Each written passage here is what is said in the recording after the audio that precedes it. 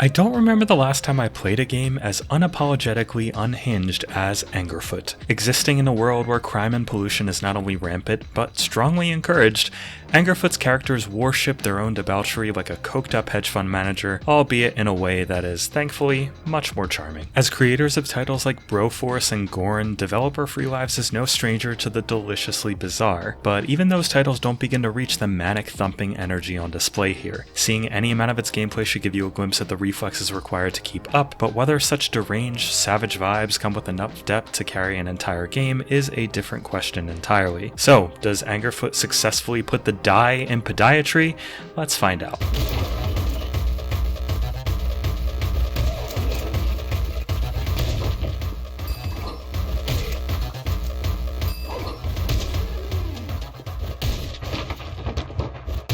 Before we do, if you love our indie gaming coverage, give us a like and subscribe, and maybe check out our Patreon in the link below. And don't forget to join Gamer Ghoulfriend every Thursday evening over on our Twitch channel. For our poll question, what's the most energetic, unhinged indie game you'd recommend to others? Let us know in the comments below. Satire is a tricky thing to do right and an easy thing to do poorly, so Angerfoot's surprisingly prominent story sure takes a hell of a risk. When I say prominent though, I do want to clarify that like any gameplay-focused indie with the slightest bit of tact, everything is easily skippable for those of you who don't give a shit. But let me convince you first that giving a shit is totally worth it. You play as the titular Angerfoot, who we don't know much about beyond his love of kicking things and the fact that he has a vault in his bedroom filled with a collection of rare and greatly desired high-end sneakers. That is until the Violence Gang, which is actually genuinely called the Violence Gang, breaks through the wall to steal the sneakers for themselves. So kicks off Angerfoot's journey to fight his way through the various gangs of Shit City, which is actually genuinely called Shit City,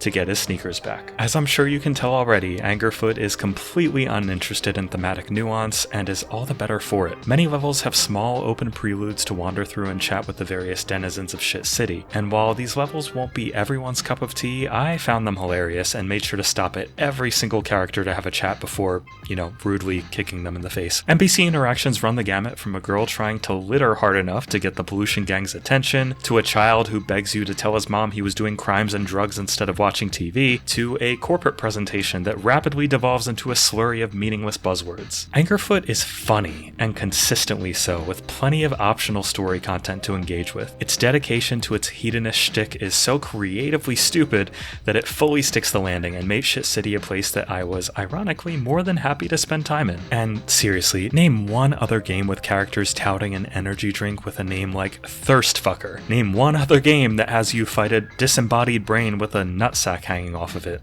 I'll wait. As morbidly charming as Angerfoot's story and world are, I know we're mostly here for the gameplay, and this is where Angerfoot delivers hard, with one important caveat I will mention soon. It ostensibly plays out like a chaotic take on the formula established by titles like Hotline Miami or Ghost Runner, albeit broken up into short, arcade-like levels often designed to be finished in a minute or less. Each level will have a variety of enemies who will hand your ass to you in seconds if not properly dealt with. It doesn't quite follow the aforementioned game's one hit and you're dead rule, but take a couple well-placed shots in a short window and you'll be down for the count before long, depending on the enemy. Some do actually kill you in one hit. Thankfully, Angerfoot's wide variety of sneakers act as power-ups to help turn the tide with various levels of helpfulness. Some, like a pair of Birkenstocks that give you an extra life in each level, are incredibly useful when you're in a bind. Others, like the shoes that kick your enemies upward instead of forward, may not really be useful at all, but are funny as hell and worth trying out for a level of joy that digs into the nostalgia of games with silly cheat codes. Don't even get me started on the incredibly fun floaties that made objects and enemies lose their gravity.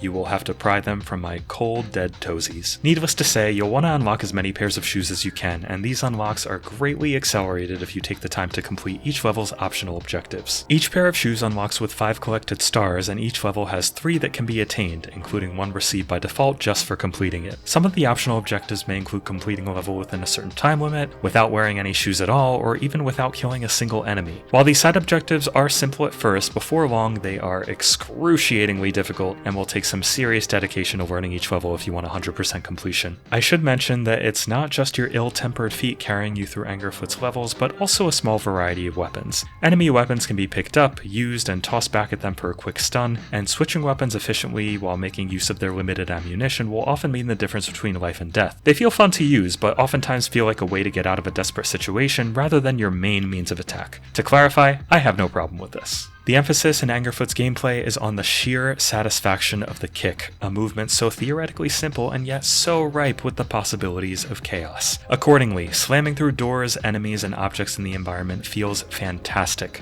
Most levels are pretty heavily destructible in a way that never ceases to satisfy, and taking out an enemy with a well-placed kick of a door or explosive barrel literally never gets old. Interactivity aside though, the environments are just great fun to traverse through with lots of bizarre graffiti, insane interior design, and creative themes that add tons of character to the game world. You'll often kick a door into an enemy on the toilet with their privates blurred out, or stumble upon a group of enemies having a circle shit of sorts in a corner of the room where toilets are just everywhere for some reason. It all feels like the designers said, hey, wouldn't this be funny? And then just did the funny thing regardless of how stupid it might seem. It's thoroughly unhinged, deeply immature, and even during gameplay, regularly funny, with my favorite bit being the ridiculous dances that enemies do after they kill you. So far so good it seems, but let's get to the caveat I mentioned earlier. The Get Good crowd is about to foam at the mouth a bit, but here we go. Angerfoot is just butt-fuckingly hard. Difficulty is relative, I know this. Some are gonna worship the absolute sadism that Angerfoot's default level of challenge brings, but frankly, it threatened to ruin my good time. The problem is this.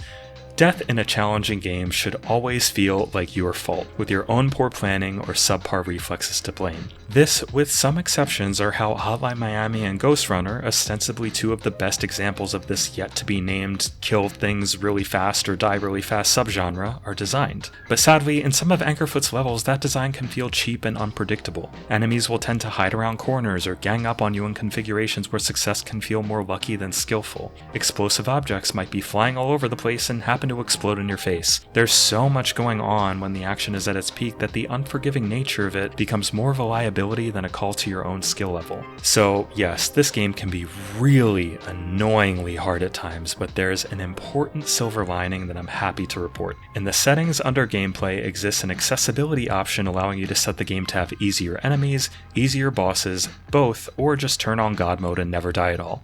Once I discovered this and tried the game with easier enemies mode on, my perspective on its difficulty turned more or less upside down. I was still dying quite a lot, but the cheapness in that had gone. Enemies that had once caught me by surprise around a corner and one hit killed me now just nearly killed me and gave me a chance to recover. I would still get taken out by a rogue explosive or cheap shot once in a while, but it happened infrequently enough to sand the frustrating edges off of the experience. And I think that's because at the default difficulty, Angerfoot can get stuck in a catch-22 of competing design philosophies. The thumping soundtrack that amps up an intensity with the gameplay, optional strict level timers, and chaotic special abilities encourage you to progress as fast and aggressively as possible. But the sneaky enemy placement and unforgiving nature of the gameplay demand care and caution at the same time. There were far too many instances of waltzing into a room filled with shotgun-toting enemies that could kill you in one hit, where the most viable solution seemed to be cheesing the AI by waiting in the doorway for them to funnel through. That dichotomy between the way the game is most smartly played versus the way it feels intended to be played was confusing at times and would frequently hurt the pace.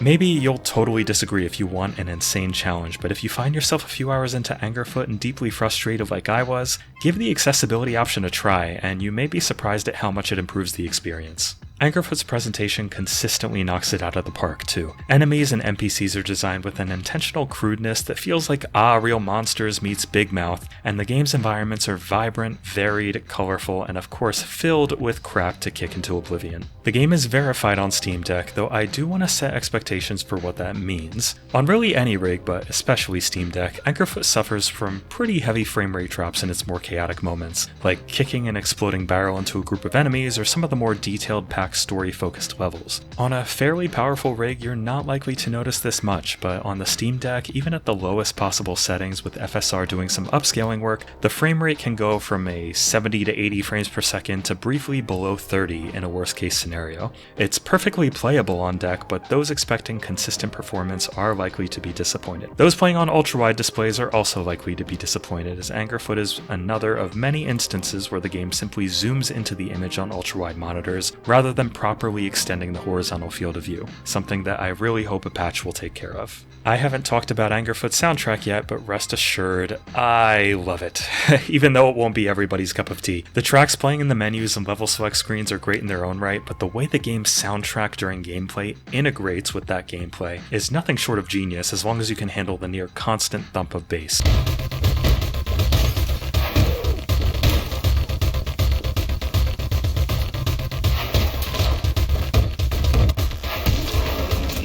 Angerfoot's in-game soundtrack will chill out when you're pausing to catch your breath or moseying through admiring the scenery, but the second you kick a door into an enemy's face it will amp up considerably into a wild crescendo of noisy electronica. Some people are bound to absolutely hate it, but I found it to be incredibly fitting and a ton of fun to listen to. Ultimately, regardless of how you choose to play Angerfoot, what's here is every bit as delightfully chaotic as many of us hoped it would be. I wish its level design felt tight enough to match its difficulty on the default settings, and performance could definitely still use some work, but those looking for a challenging, satisfying, and funny experience are going to have a great time with this one. Angerfoot gets the Silver Genie lamp of approval.